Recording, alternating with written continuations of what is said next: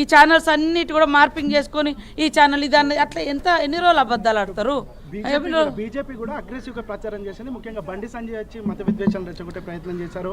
మూలధారం ఉన్నోళ్లకు మూలధారం లేని వాళ్లకు పోటీ జరగబోతుంది అని కూడా వ్యాఖ్య చేశారు. ఇది చాలా చండాలం. ఎందుకంటే అందరం మనుషులం, ఎవరి మతాలు వాళ్ళకి రాజ్యాంగం ఉంది, లౌకిక రాజ్యాంగం. కాబట్టి ఇప్పుడు ఇట్లా రిజల్ట్ వచ్చింది. అయితే హిందువులను అందరు నువ్వు కించపరిచినట్టే కదా అట్లా మాట్లాడడం నీ ప్రయోజనాల కోసం. అది తప్పు. ఇలా అట్లాంటి విధానాలు తప్పు.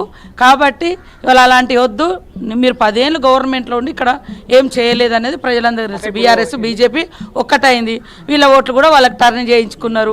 అందుకనే వాళ్ళు ఏం చేయలేకపోయారు. వాళ్ళిద్దరు కలిసి అయిపోయింది. ఇప్పుడు ప్రెస్ మీట్ 4 గంటలకు సీఎంతో పాటు మీరు అందరూ కూడా మీడియాతో మాట్లాడుతారు. ఏం సందేశం అంటే ఏం చెప్పబోతారు?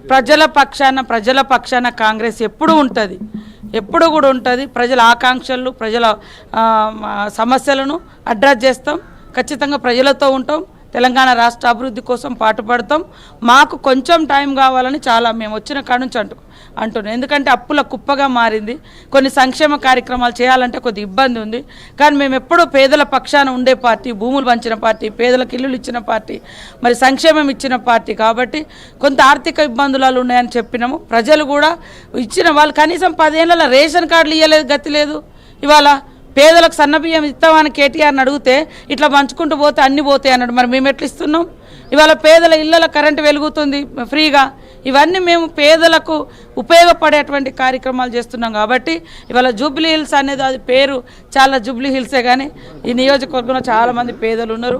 వాళ్ళందరికీ కూడా ఇందిరమ్మ ఇల్లులు ఇస్తాం, తప్పకుండా గల్లీలు బాగు చేస్తాం. ఇవన్నీ కూడా వాళ్ళ సంక్షేమం కోసం కట్టుబడి ఉంటాం. మేము ఖచ్చితంగా చిత్తశుద్ధితో ప్రజల పక్షాన నిలబడతాం.